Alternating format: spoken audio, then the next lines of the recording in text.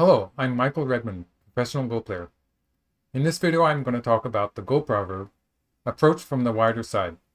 So this is talking about how to approach your opponent's cornerstone. And when your opponent has a star point, so I'm talking about black's star point in the upper right corner, you generally have two directions from which to play an approach move. So otherwise, you can play the 3-3 point, which is becoming more popular now.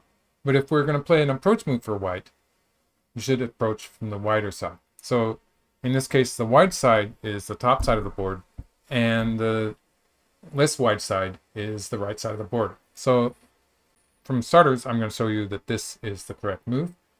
Let's take a quick look at the opening. So black has played the Sun Nensei.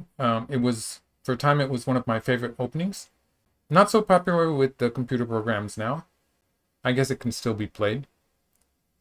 And talking of computer programs, my computer doesn't like any of these moves that are not 3-3 invasions, but it's not a big difference. So the difference is fairly subtle.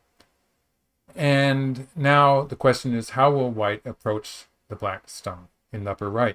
Because that's probably the big point right now. The left side and the lower side, they've started to fill up with stones. And of course, the right side also. So white's going to approach the upper right corner. And it's very important to know that you're supposed to approach from the wide side. So this is the correct move. Let's take a look at the bad move. When white plays here, the fact that black already has a stone that you might call a pincer stone, black already has a stone dominating that side, it means that white will have relatively a hard time making a living space for that group. So making a territory attached to this white stone. So black will immediately kick the white stone and jump. So keeping white out of the corner, and white does not have enough space to easily make two eyes. So if white continues with this move, and black extends on the top side. So it's not as if black is going to immediately try to kill this white group. It's just that when white does not have so much space here, it's taking white time to make any territory or make a base, and it's less efficient than it should be.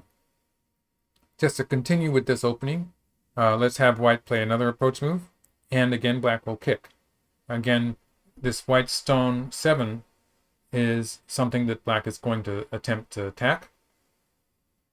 And black does have one weak stone here. So this stone in the middle of the two white groups is black's weak group. And after this, black will start adding stones to this stone to make a stronger group.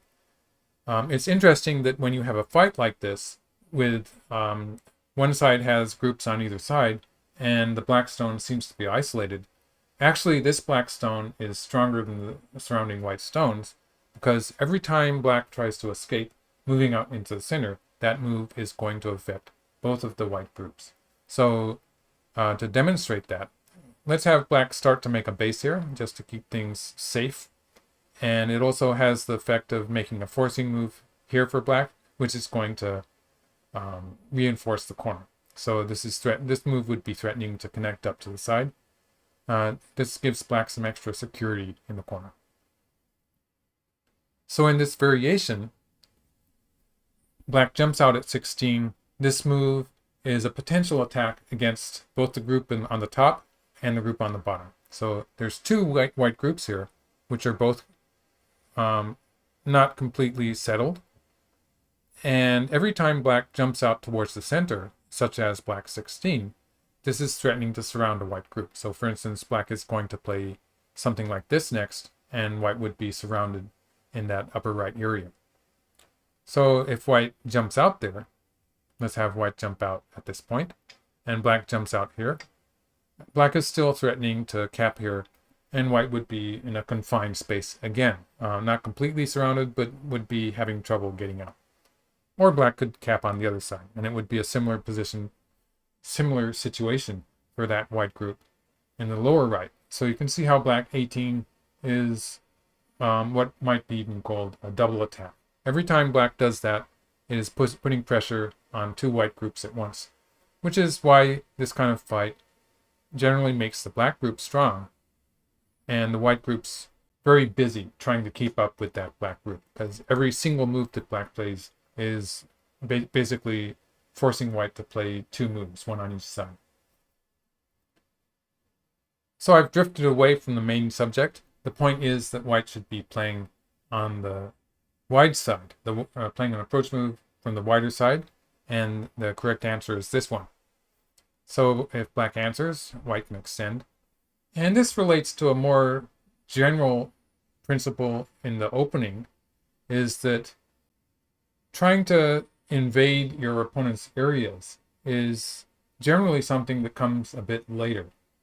And so in the opening, it's often a good idea to stake out large areas of your own and sort of share the board with your opponent. So it's less an idea of trying to trash your opponent's areas, more an idea of getting some area that you control. So what white is doing here is white is making a very loose control over this whole top side here.